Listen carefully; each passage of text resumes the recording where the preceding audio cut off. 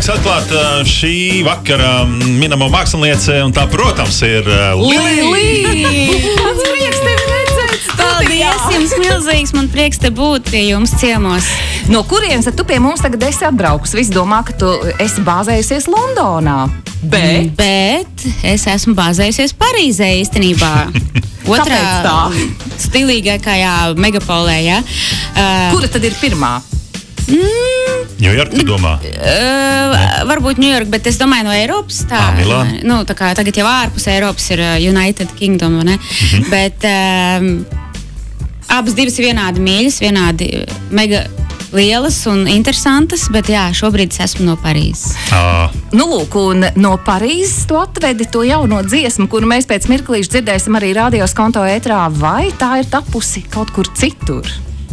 Tā dziesmas lokācija. Tā, jā, dziesmas lokācija īstenībā varētu būt Parīze, jo tā dzirkstelīte, tā ideja, tā vīzija man atnāca Parīzē, un es ilgi ap to dziesmu tā kā domāju, iedzīvojos un mēģināju saprast, vai tā būs tā īstā, vai tas virziens būs tas īstais, vai tas stils būs tas īstais, jo tomēr tas ir savādāks, tā kā līdz šim man ir bijis. Un jā, tad viņa tapa, jā, Parīzē. Cik ilgi tu vispār neesi tā kā dziedātāja, kā izpildītāja, kā cilvēks, radošs cilvēks kāpus uz skatuves? Cik ilgs tas periods? Mīlestībā virmo gaiss, es atceros biju. Jā, bet ar to dziesmu uz skatuves neuzkāpu. Tikai mēs nofilmējām klipu divās valodās, angļu un latviešu, un angļu valodā es biju pati teksta autora, pirmo reizi tā arī. Un nesanāca uzkāpt skatuves uz skatuves, pēdējais uzkāpa īstenībā ar pasauli dziesmu. Tas bija Salkrastos. Pirms cik gadiem? Ļoti sen. Tas bija kaut kādā 2009. laikam. Vai dieniņa, nu redziet, un kas tev lika pēkšņi tā saņemties turklāt? Tu atzinies, ka tu esi ierakstījis Latvijā. Tas ieraksts ir taps. Jā, ieraksts ir taps Latvijā sadarbībā ar Faktu.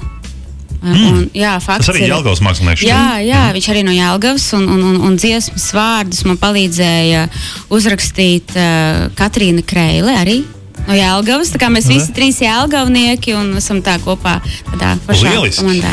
Lieliski. Nu, un es domāju, noklausīsimies dziesmu, un tad vēl pāris vārdus par to stilu, par modi, jo arī tie, kas paskatīsies klipu, sapratīs, ka Lilija izvēlas ļoti stilīgus, ļoti drosmīgus apģērbus.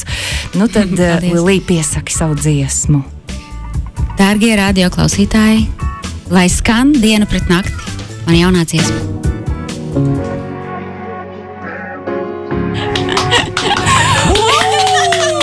Ja jūs redzētu, kā Linda pati sev bekus piedziedāja.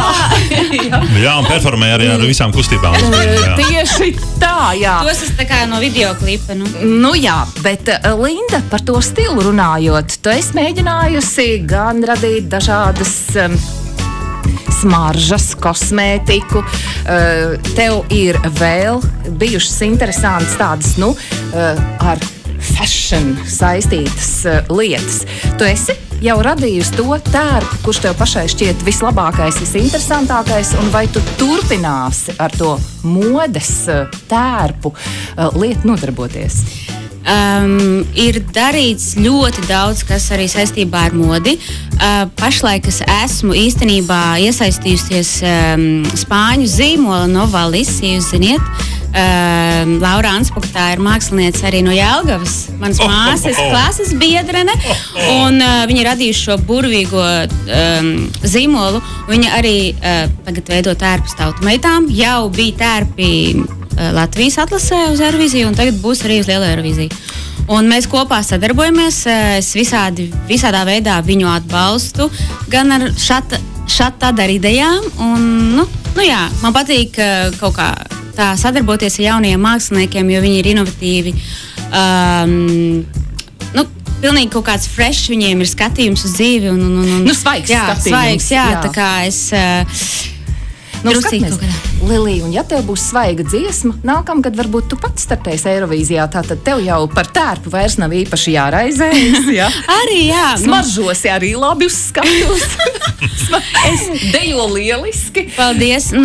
Es varētu mēģināt, varbūt kādreiz, es jau kaut kādu mēģināju, bet tas bija pilnīgi vēl zaļa un jauna un maziņa un sabijusies un nebija varbūt īstais laiks. Bet šodien zaļā ceturtdiena, tu arī esi zaļa. Zaļajā ceturtdienā, un tas ir skaisti, zaļa studija. Tā kā... Jā, varbūt man daudz īstenībā vaicā. Nu tad tiekamies varbūt nākam gadu ap šādu laiku, kad tu varbūt būsi Latvijas Eirovīzijas uzvarētāji un dosies, kas to zina, uz kuru valsti.